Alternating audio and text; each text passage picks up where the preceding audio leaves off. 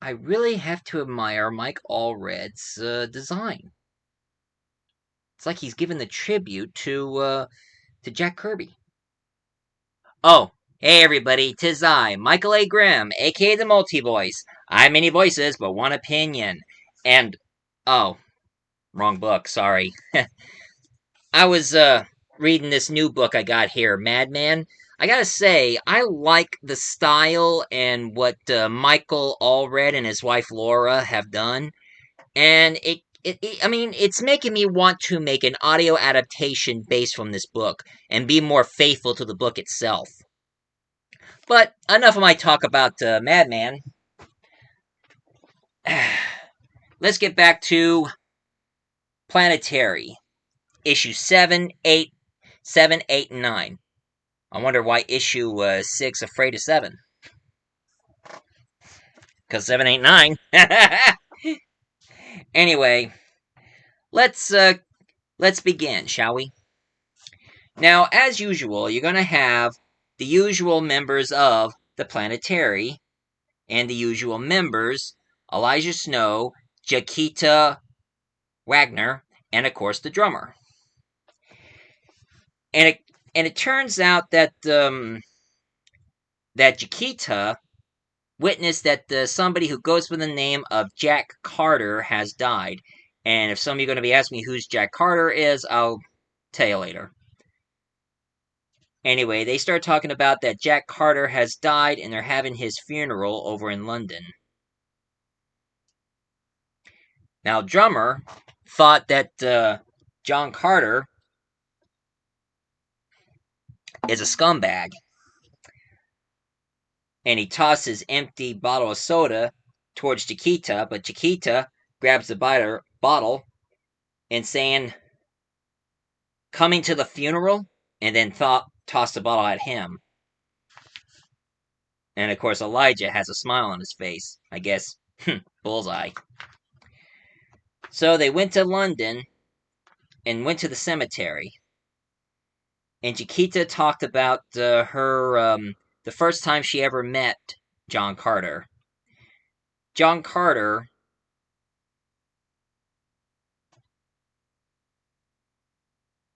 everything you wanted London to be.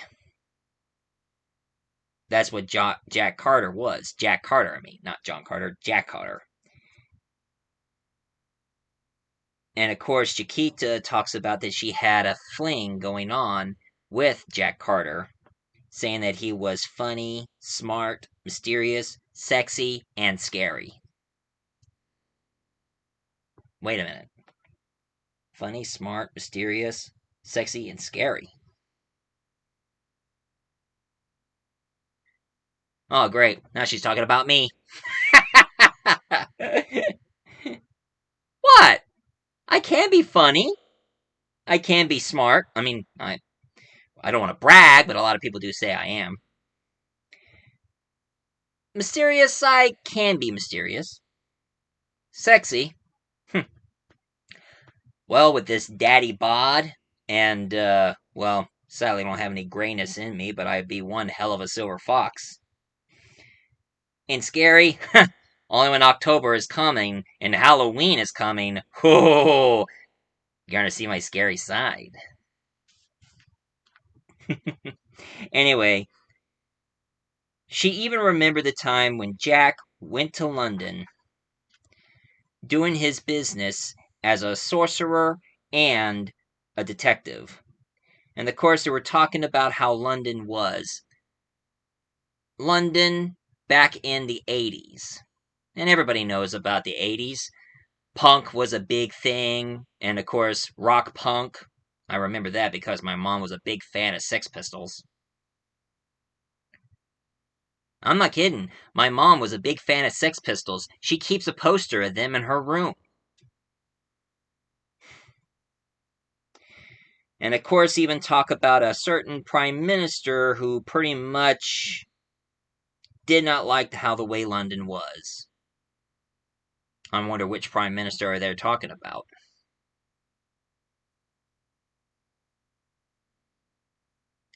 At least in America, back in the 80s, Ronald Reagan was the best president ever. And if any of you disagree with me,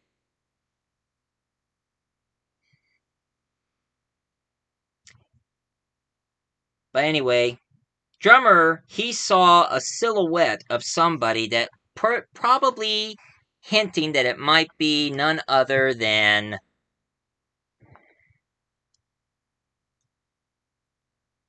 the Man of Steel passing by. Like it showed here in the comics. Now, one thing they talk about how 80s was and British writers were back in the 80s. I mean, the British had their own style, especially in the 80s and 90s.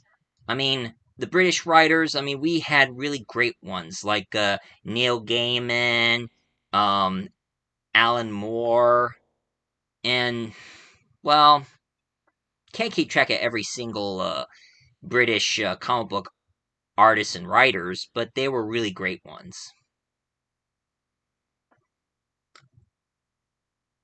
I mentioned. And of course, there is even a guy and a girl sitting on a porch right here, which that kind of reminds me of the scene from Sandman. Hmm.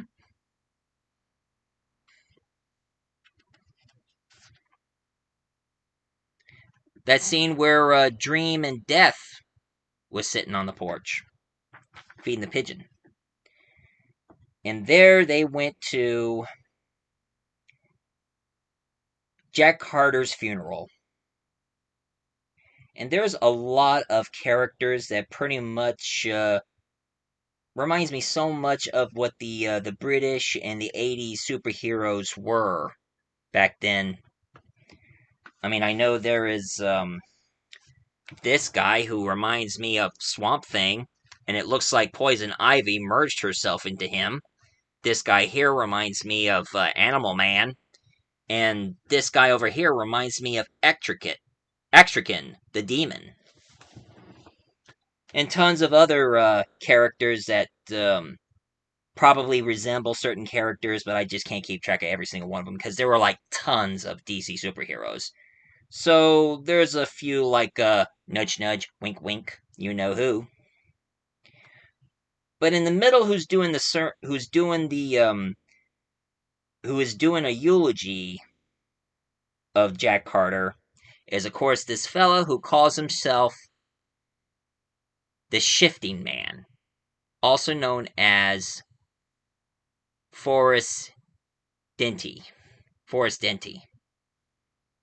So it turns out that they're talking about how the 80s was and how the prime minister was, and of course this Jack Carter character and all the British demons, monsters, and British superheroes were in the funeral, paying their respects, and even talking about the past of what happened back in 1987, where Jack Carter was walking around the London street, seeing a bunch of prostitutes and pimp in the street and homeless people, and all of a sudden, in the middle of Greek Street, he sees a ghost. And Carter is wondering who this ghost was, and he says he's just a ghost who is sent from the government to find a prostitute who is pregnant, and nobody don't know who the child is. And well, now as a Christian, I don't approve of blaspheme stuff, but they're saying that that this prostitute is given a birth to a new Messiah. Hmm. And that ghost is there to get rid of the baby. And of course, as usual, Jack Carter talking to him while smoking a cigarette. You know, that kind of reminds me of a certain British character who smokes cigarettes and talks to supernatural things. And of course, another thing that Jack Carter did, he did a bit of a spell so the ghost won't do anything. So the ghost was about ready to leave, but turns out he put an invisible wall all around him so he won't kill anybody. And the ghost is trapped. And the only thing he has next to him is that pole that says Creek Street. And then years later, his ghostly remains is there as a skeleton.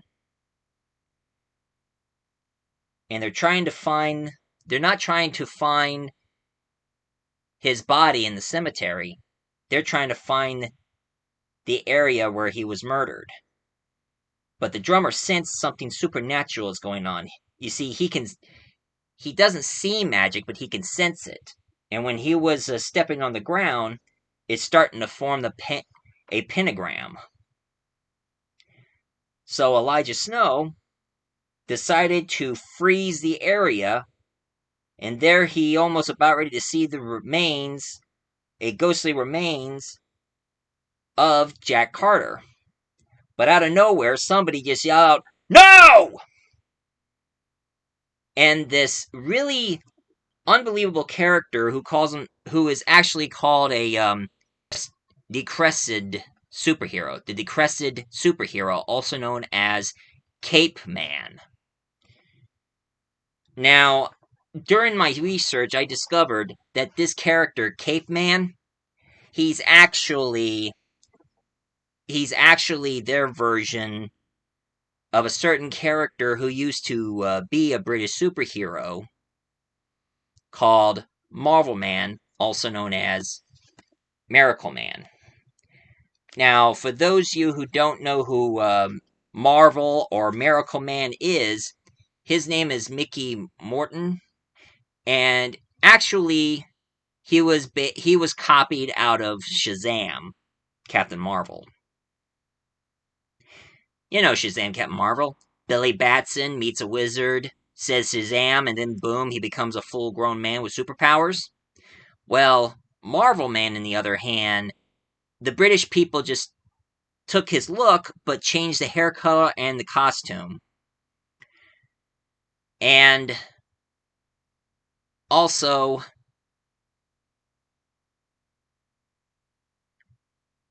unlike Billy Batson, who yells out Shazam and he becomes Captain Marvel, Mickey here, the only way he could become Marvel Man, you see, he gets his powers from a nuclear physicist who gives him radioactive powers, and all he says is Kamata, which means atomic spelled backwards. Kamata. And of course, even Marvel Man has their version of Black Adam, which is Nasty Man. So if you want to look up Marvel Man, I suggest you look up the classic comics that they've done, which is a lot similar to Shazam, and it's British, until Alan Moore made this omnibus, which I've got, which I would not recommend for kids to read, because this is the most mature, dark, disturbing comic series I've ever read. And it was Alan Moore's doing on this one. And I'm like, seriously, Alan Moore? What the hell?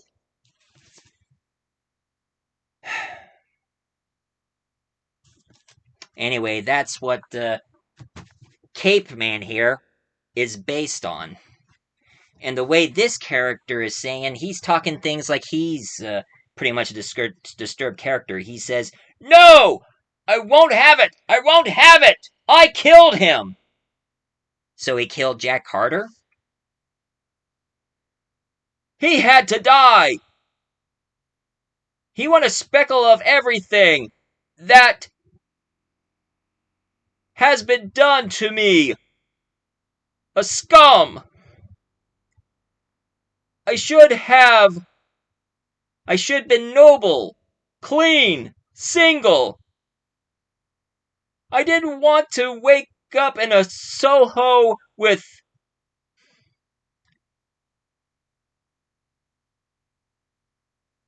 12 followed up. Yeah, there's more for me to I cannot discuss, but this is what he talks about. turns out that this Cape Man, he thought he was being like one of those clean cut superhero types, but yeah, he's more like Miracle Man, where he's supposed to be like the clean cut superhero that kids look up to. Well, he's now dark, grimy, filthy, and disturbing.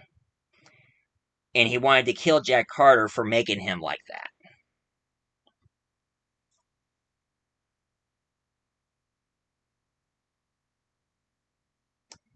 And while he was going ranting on about it, all of a sudden, somebody shot him through the back, through his guts.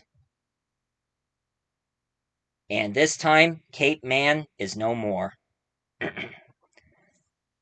And there is none other than Jack Carter, saying, "Evening, old."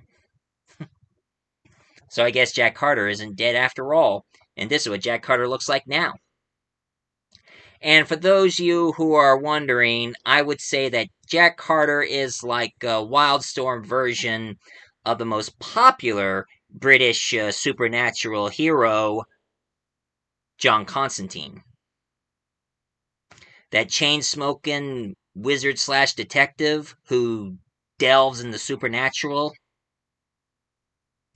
Well, in Wildstorm, they made up a new character named Jack Carter, which now they're changing him to be somebody else in the rest of the Wildstorm company until DC owns Wildstorm, all the superheroes from Wildstorm. So Chiquita was so surprised to find John Carter alive and well, and she was wondering why did he fake his death. He knew that he faked his death to let Cape Man think he killed him, but since he got himself out of the shadows, he was able to finish him off because because there was a lot of disturbing things involving him, and Jack Carter wants to get rid of him. So now he decided to uh, he decided to move on into another mission and probably call himself something else. So he was saying his farewell to Chiquita while he wanders off into the night. And that was issue 7. Now let's get to issue 8. Now, in issue 8, this one is a reminiscence of the atomic age ever since the 50s. I mean, ever since the 50s when the war was over, but there was a Cold War going on, and everybody discovered nuclear power and atomic energy and radiation that's hard to control. Well, you know these old-fashioned 50s horror movies go. Every time when there was a nuclear radiation going about, we get giant insects, giant animals, giant people, aliens from other planets that start to invade Earth. That old chestnut. But in this one, there was an abandoned city in the middle of the desert, and the only person who's standing there is, of course, this lovely girl who goes by the name of Allison. And I can tell the way they designed her, she looks like one of the most famous bombshells throughout the 50s, the lovely Marilyn Monroe.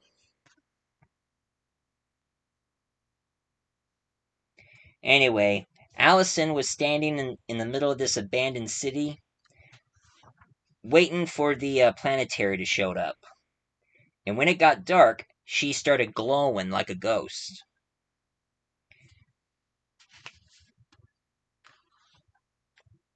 And while she was about ready to take him into the building, they noticed their helicopter was sinking in the desert.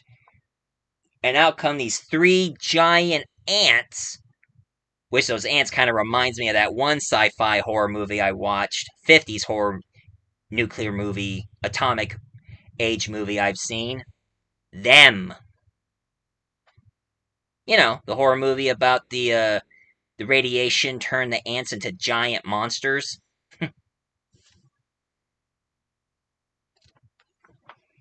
So Chiquita decided to fight those giant monsters while Allison took the others into the lab. And it showed them that there was an abandoned concentration camp in the middle of the desert where they're doing some sick, twisted experiments. And of course, one of the head of the ants hit right through the wall. It was Chiquita's doing. Looks like she just loves killing giant ants, huh?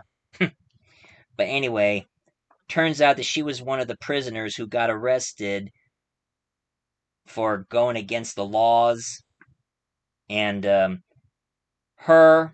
Allison, and some of the prisoners, they all had them wait in line while the firing squad fired their guns. They killed those people, but all these scientists from that camp decided to do experiments on them. And they did experiments on her. They made her into a nuclear ghost who glows at night. And the scientist who did that is none other than that head leader who is a member of the Four, Dr. Randall Darling. Hello, darling. Sorry. They did some experiments on her and she started glowing like a ghost. And they did the same experiments with others. Like, there is this one man, they made him invisible, but it also made him blind. One man, they made his bone grow and he became giant, so they had to strung him down and kill him. A group of dogs that are connected by electrical collars. Other victims that are mutated by their experiments, and even one who has like one of those cosmic snowflake on his head.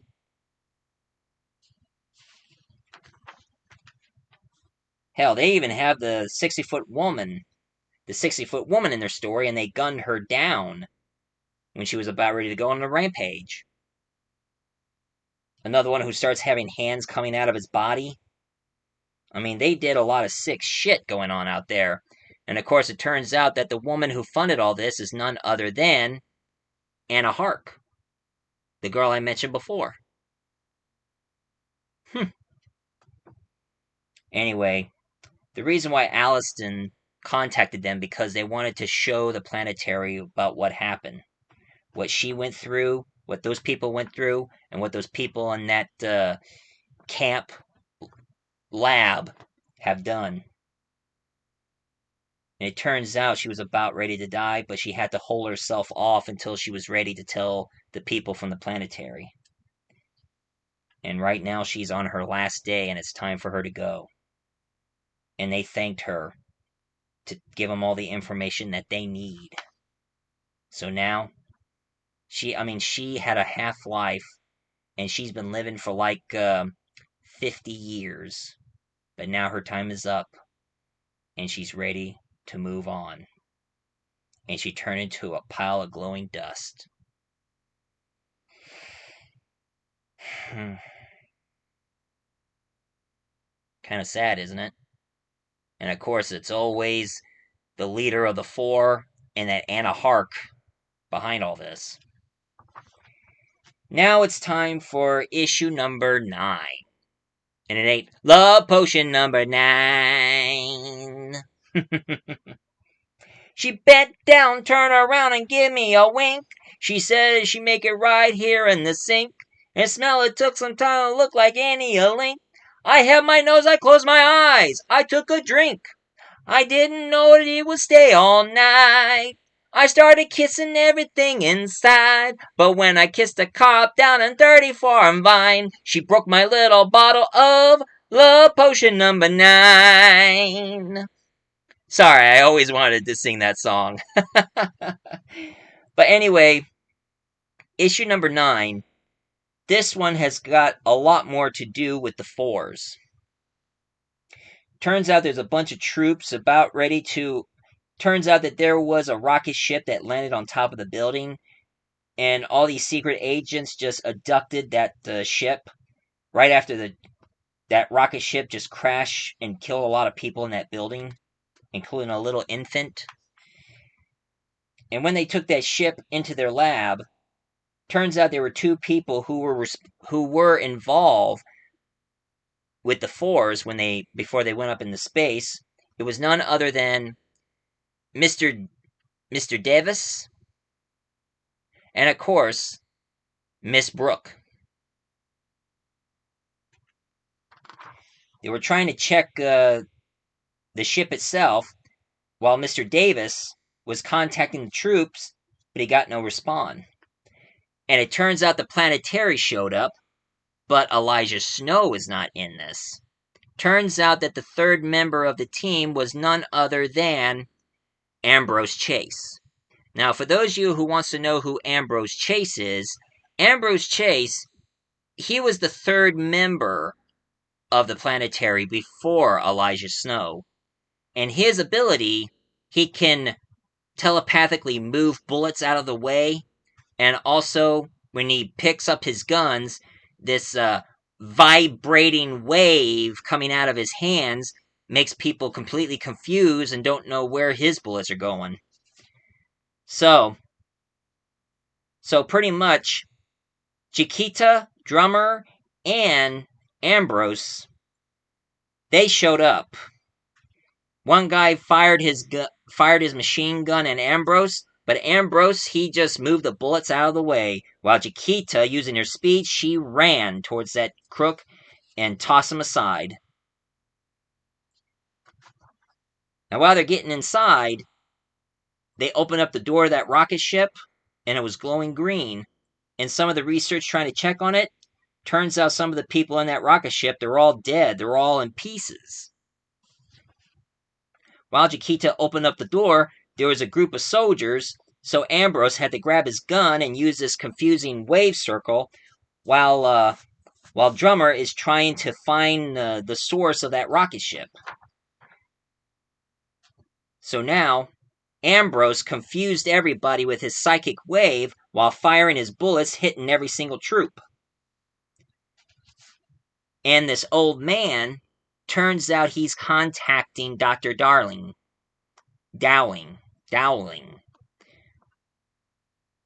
And Dowling, he's very unhappy because the old man is watching all the troops trying to fight for their lives, but one by one they're all getting killed by the Planetary. And even Dr. Dowling killed the troops around the old man. Now the Drummer have found the rocket ship, and he's trying to use his technology gift and abilities to find the source to see what's going on. While Ambrose, on the other hand, he has the ability to walk on the walls, and he starts running up on the side, outside the elevator, smash the glass, and when Ambrose says it's all over, the old man fired his gun, but Ambrose wasn't quick enough.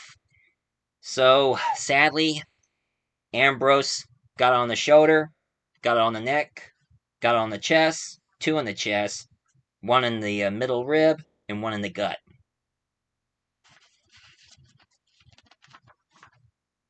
And of course, the backstory of Ambrose. Ambrose discovered his ability as a little kid, and some mysterious man wanted him to look in the mirror of the reality world, and it looks all warped. And that's exactly what most of the members of the Planetary sees, a warped world. And of course, she was with Chiquita. They had a daughter. And of course, the mysterious man in 1994 asked Ambrose to join the member and be the third member of the Planetary. But now, the old man had killed Ambrose. And Ambrose's last word says, "Tell the fourth man, I always did my best possible job." And of course, Chiquita was pissed, so she ran all the way up to the building to get to the bad guy. And of course, when Drummer ran towards Ambrose, Ambrose said, "Hey, drummer, glad you took the field up."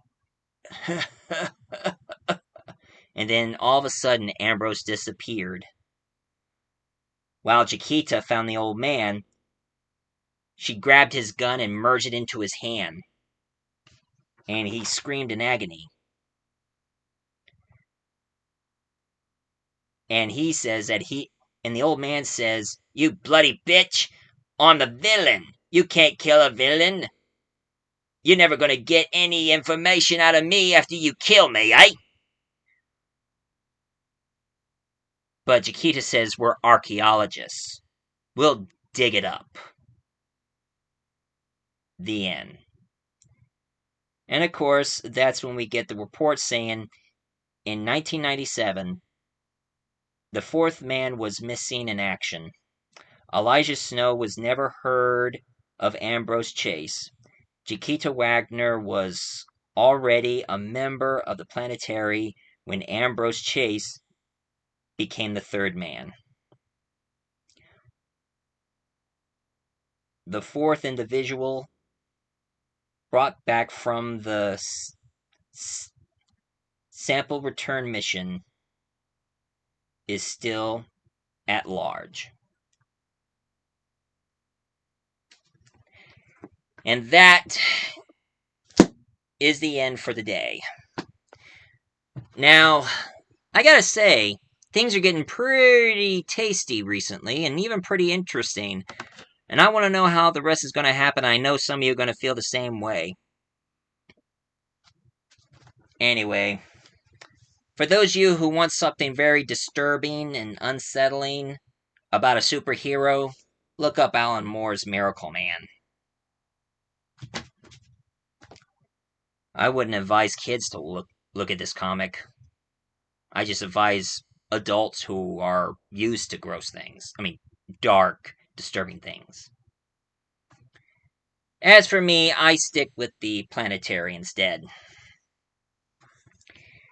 So, if any of you have liked this episode so far, please leave a comment down below, hit like and subscribe. And while I'm at it, I think I'm going to do some reading in this, and probably do a review of it. Maybe not next week, but probably in another week or so. Because there's a lot for me to talk about in this one. And I know I reviewed it years ago, but I got rid of that video because it wasn't good enough. So I'm going to do a better review on this one later. And if I'm not going to be talking about this one, I'll probably talk about something else. So this is Michael A. Grimm, aka the Multivoice, telling you all, I remember so I can jog your memory.